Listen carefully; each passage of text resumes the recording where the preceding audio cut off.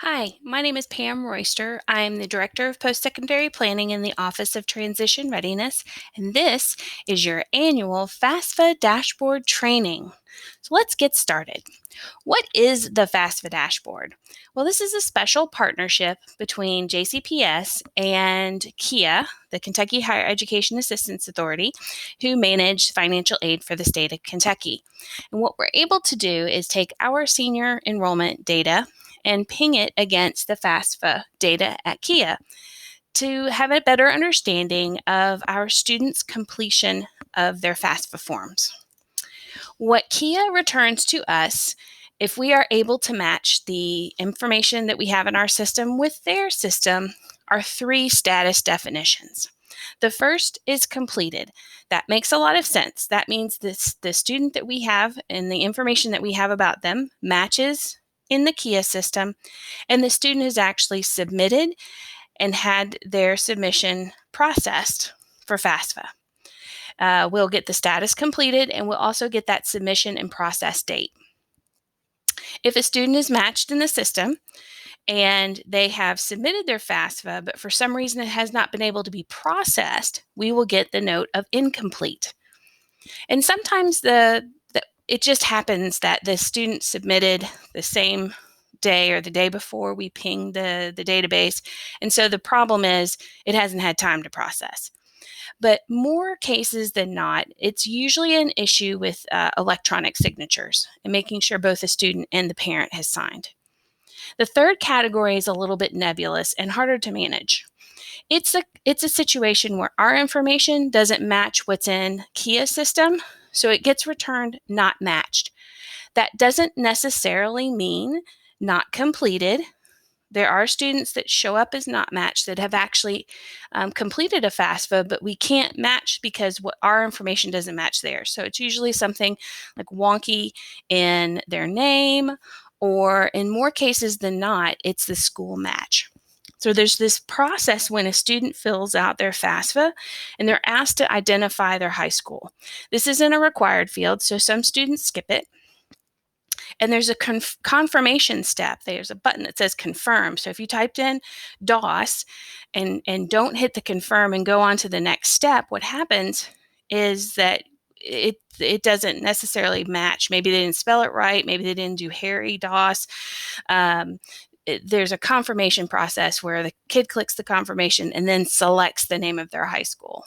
So not matched doesn't mean not completed, and it's a little bit harder for us to understand students' status with FAFSA.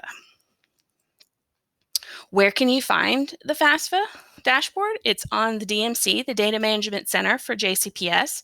Remember, you have to have access to the Data Management Center, so you have to be a JCPS employee with a certain level of permissions.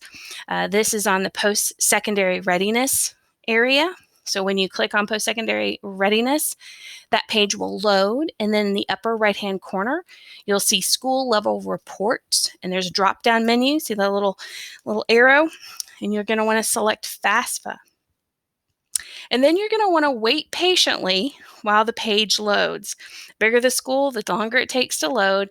You will get a message that says you don't have permission and to contact Pam Royster, but just take a deep breath and maybe stand up and stretch and wait for that to load. If it doesn't load after a few minutes, then we probably haven't been able to process your completion of this training.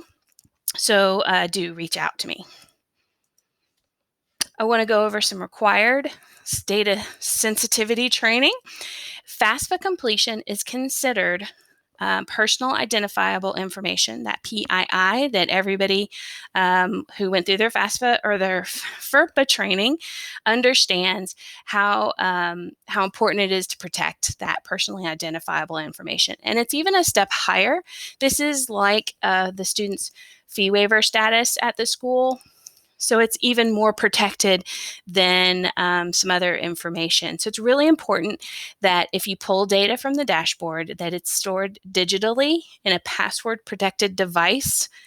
That would include a computer, personal computer, or your password-protected like cloud drive. If you print something, it's important that if you want to hold on to it, that you either look at it and shred it, or if you want to hold on to it, that it is stored in a locked file cabinet or office. It's also important to not disclose information without the students or the parents' permission. So if you have a college access provider that's not a JCPS employee available to you, that college access provider has to have permission to see their caseload of students' FAFSA information, and usually that's embedded in the application process. Also, I know a lot of people like to incentivize FAFSA completion, but handing out T-shirts or making announcements or posting names on boards is not a good idea, again, unless you have the student's permission to do so. I want to encourage every school to set a FAFSA goal, but that goal needs to be realistic, but it also should help you grow and improve. 100% is usually not an appropriate or realistic goal at our schools because we do have a portion of students that will go directly into the world of military or into some other training that isn't financial aid of eligible, if you will. It's not a Title IV institution. We ask schools to triage because you may have a lot of students to work with. So think about ways that you can chew off your goal one little bit at a time, like maybe focusing on your college-ready students, those that would be likely Pell eligible, or special populations that you know need extra support. And lastly, to gain access to the FAFSA dashboard, number one, watching this video. Number two, completing the rest of the survey with some information. We ask you a couple of questions, and we ask you to identify your role group because, again, only certain role groups have access to the dashboard once they've gotten training. So if you are not a admin in your building, you will need principal permission, and that is explained in the survey process.